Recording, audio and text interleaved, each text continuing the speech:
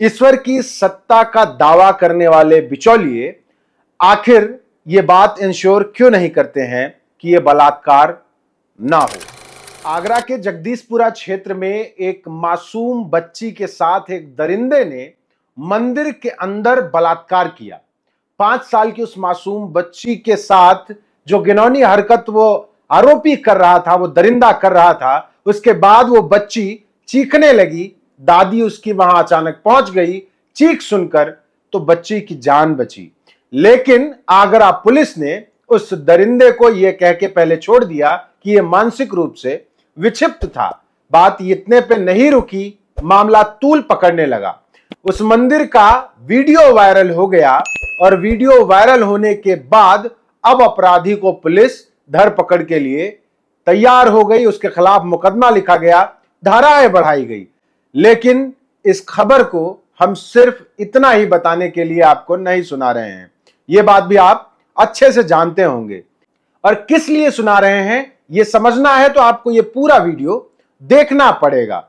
मसला यह है कि मंदिर के अंदर भगवान के सामने एक हैवान 5 साल की एक बच्ची से दरिंदगी कर रहा है।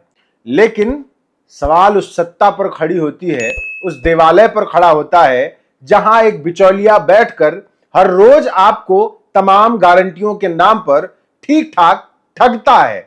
उस ठगी के चक्कर में, ईश्वर के बिचौलिए के झूठ में आप ऐसे फंसते हैं कि दिवालियों में आप अपने बच्चों को सुरक्षित समझ लेते हैं। और यह कोई इकलौती घटना नहीं है। 13 दिसंबर 2024 को असम के एक मंदिर के अंदर महिला से दुष्कर्म हुआ और 8 लोग गिरफ्तार हुए। इतना ही नहीं, राम मंदिर, अयोध्या वाले राम मंदिर में सफाई का काम करने वाली एक लड़की ने 9 लोगों पर सामूहिक बलात्कार का आरोप लगाया। सोचिए, वो लड़की राम मंदिर में सफाई का काम करती थी। और इससे भी आगे बदायूं की एक महिला के साथ गैंगरेप हुआ। उसमें मुख्य अपराधी मंदिर का पुजारी था, उस पर आरोप लगा। 6 जनवरी 2021 की बात है। और इतना ही नहीं, मध्य प्रदेश के शिवपुरी में महंत ने मंदिर परिसर के अंदर युवती से, नेत्रहीन छात्रा से बलात्कार किया। सोचिए, ये जो 4-5 घटनाएं बता रहा हूं, ये सारी देवालय की हैं, उस जगह की जहां से इस देश के करोड़ों लोगों की आस्था जुड़ी है, जहां बैठने वाले पुजारी की कही गई बातों को भगवान की वाणी समझा जाता है। उन जगहों पर यह हाल है महिलाओं का, स्त्रियों का और बच्चों का। मैं वापस इस बात पर आता हूं, मैं आखिर इस पूरी बात की चर्चा क्यों करना चाह रहा हूं। क्या कल्पनाओं में, जिन कल्पनाओं के आधार पर हमने यह तय किया है कि इन मूर्तियों में हमारा ईश्वर बसता है, क्या यह सही है? यह मैं सवाल नहीं खड़ा कर रहा हूं।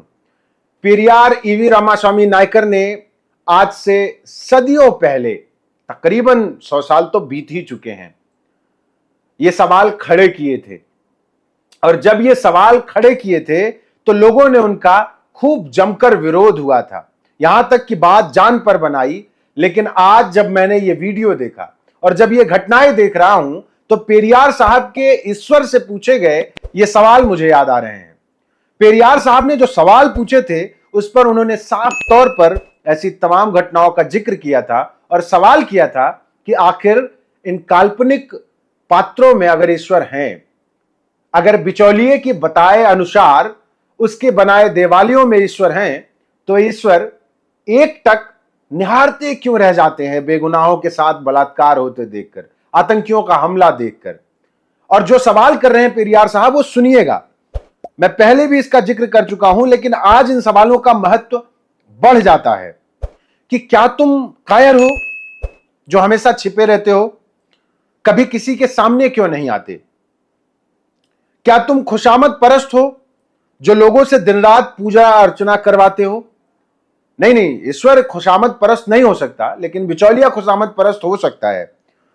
क्या तुम हमेशा भूखे रहते हो जो लोगों से मिठाई, दूध, घी आदि लेते रहते हो? यह सबको पता है कि ईश्वर कभी भी दूध, घी, मिठाई ये सब कभी नहीं खाते। कौन खाता है आपको पता है।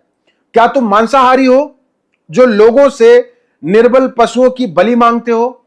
मैं फिर कह रहा हूं, ईश्वर कभी भी किसी जानवर की बलि नहीं करता, किसी जानवर को खाता नहीं। कौन खाता है ये आपको पता है। क्या तुम सोने के व्यापारी हो जो मंदिरों में लाखों टन सोना दबाए बैठे हो? कौन है जिसके कब्जे में सोना है और कौन चाहता है कि उस पर सरकार की नजर ना हो, कोई उसमें से हिस्सा ना ले जाए? क्या तुम व्यभिचारी हो जो मंदिरों में देवदासियां रखते हो? नहीं। असल में ईश्वर का नाम लेकर किसने बेवकूफ बनाया था और किससे सवाल कर रहे हैं पेरियार साहब, समझिएगा। क्या तुम कमजोर हो जो हर रोज होने वाली बलात्कारों को नहीं रोक पाते?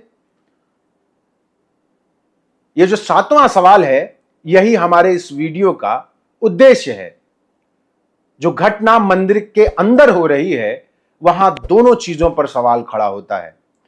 ईश्वर की सत्ता का दावा करने वाले बिचौलिए आखिर ये बात इंश्योर क्यों नहीं करते हैं कि यह बलात्कार ना हो?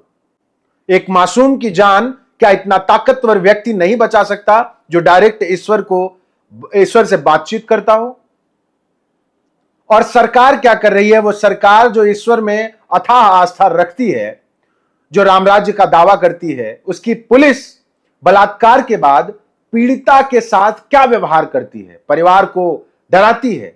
और बाकायदा पुलिस का स्टेटमेंट था कि वो व्यक्ति मानसिक विक्षिप्त था, इसलिए छोड़ दिया। बाद में परिवार ने आरोप लगाया कि पुलिस ने उसके दबाव में आकर उसे छोड़ दिया था और इन पर दबाव बना रहे थे कि सुलह कर लो। उसको मानसिक रूप से विक्षिप्त बता रहे थे। वो तो शुक्र है कि वीडियो वायरल हो गया। वीडियो वायरल होने के बाद पुलिस को कार्रवाई करनी पड़ी। लेकिन सवाल फिर से वही है कि वो दोनों जिनकी सत्ता पर लोग आज अंधा भरोसा करते हैं, या ये कहिए कि जो बीच में बैठे लोग हैं, एक तरफ वो लोग जो इंफॉर्मेशन दे रहे हैं, मीडिया वाले जो बीच में हैं, जो बार बार ये दावा करते हैं कि हर जगह सब अच्छा है, रामराज्य आ गया है, क्या उनकी बातों में आपको झूठ नजर नहीं आता? और वो लोग जो इन्हीं दिवालियों को चलाकर अपना घर चला रहे हैं, उनकी बातों में आपको झूठ नजर नहीं आता? ये दो ऐसी सत्ताओं का इस्तेमाल करके झूठ बोलने वालों पर भी बड़ा सवाल है। और पेरियार साहब के इन्हीं सवालों पर उस जमाने में इन्हें बहुत घेरा गया था। लेकिन आज की तारीख में जो कुछ इस देश में घट रहा है, पेरियार और प्रासंगिक हो जाते हैं। और इस पूरे वीडियो से मैं आपको बस इतना ही समझाना चाह रहा हूं कि इस देश में यह समझ विकसित करनी होगी कि बिचौलिए की हर बात सही नहीं होती है। सत्ता की जांच परख भी जरूरी है। ईश्वर में आस्था जरूरी है, लेकिन उस हर जगह अपनी बच्चियों को, अपनी बेटियों को, अपनी माओ को, अपनी बहनों को, अपने परिवार के लोगों को भेजने से बचिए जहां यह दावा किया जाता है कि पूरे दुनिया की रक्षा वहां होती है। लेकिन उन जगहों पर भक्षकों की पहुंच बहुत आसान है। और कई तो ऐसे उदाहरण मिलते हैं जहां खुद वहां भक्षक आपको बैठे मिल जाएंगे।